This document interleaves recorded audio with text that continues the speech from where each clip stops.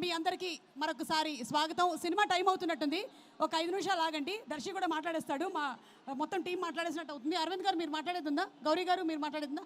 Okay, అయితే సరే. First అయితే నన్ను ఈ సినిమాలో దర్శి పక్కన హీరోయిన్ అని చెప్పారు.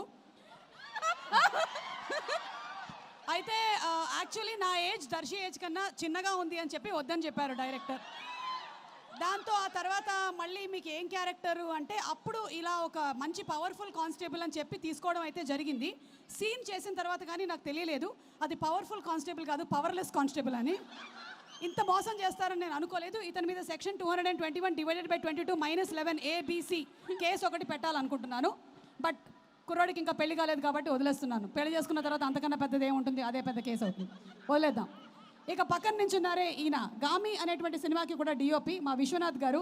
అసలు ఆయన ఫ్రేమ్స్ పెట్టారంటే పెట్టినట్టుంటుంది. అలాగే 8 వసంతాలు సినిమా కూడా ఆయనకు ఒక చాలా గొప్ప క్వాలిటీ ఉంది.